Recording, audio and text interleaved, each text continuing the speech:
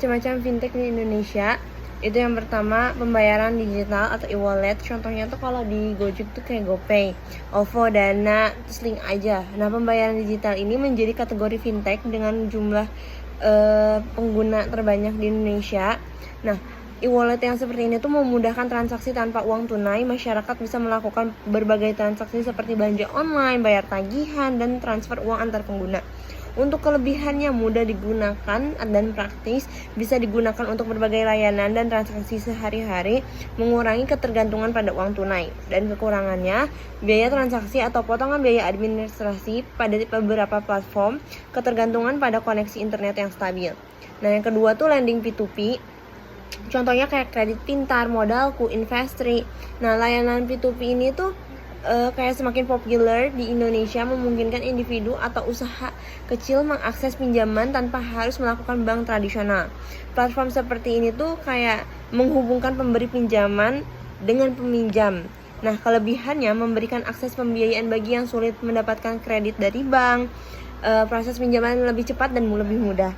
Untuk kekurangannya, risiko kredit tinggi karena kurangnya jaminan dan evaluasi yang lebih ketat.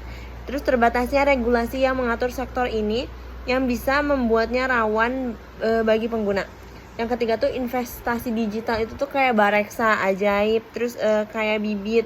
Nah, platform seperti ini tuh kayak memberikan akses mudah bagi pengguna untuk berinvestasi di saham, reksadana atau produk keuangan lainnya. Pengguna dapat berinvestasi dengan modal kecil bahkan mulai dari Rp1.000. Untuk kelebihannya, akses mudah untuk berinvestasi, memungkinkan diversifikasi investasi dengan modal yang lebih kecil. Nah, kekurangannya resiko investasi tinggi tergantung pada jenis produk yang dipilih. Beberapa platform masih terbatas dalam edukasi dan dukungan bagi pemula. Nah, yang keempat tuh asuransi digital. Jadi contohnya tuh yang kayak Pasar Polis, Koala.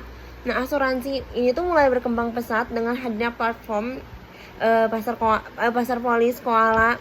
Nah, platform ini tuh menawarkan asuransi dengan cara yang lebih praktis melalui aplikasi yang mudah diakses. Untuk kelebihannya, proses pendaftaran dan klaim lebih cepat dan mudah, menyediakan produk asuransi yang lebih terjangkau dan fleksibel.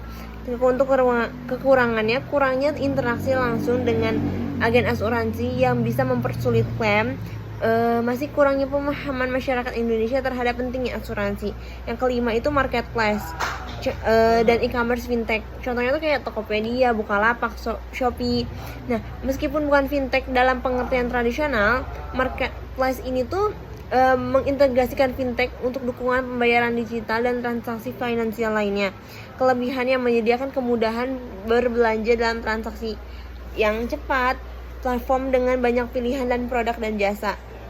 Kekurangannya, persaingan harga yang ketat dapat menyebabkan penurunan kualitas. Masalah dengan pengembalian barang atau klaim yang kadang memakan waktu lama. Nah, berdasarkan data yang terbaru ini tuh urutan fintech di Indonesia yang paling banyak pengguna hingga yang paling sedikit. Yang pertama itu pasti e-wallet yang kayak GoPay, OVO, Dana itu.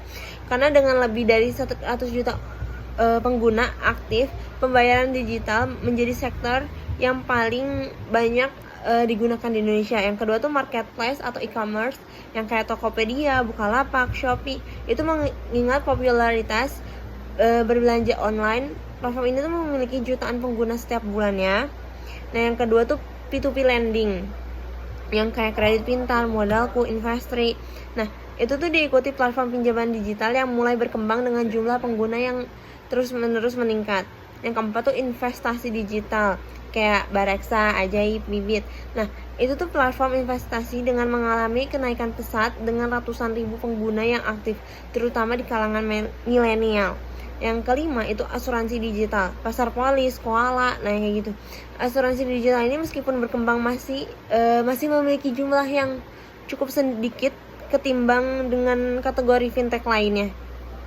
Nah, untuk referensi yang saya ambil itu yang pertama Digital Financial Service in Indonesia and Overview OJK di tahun 2023.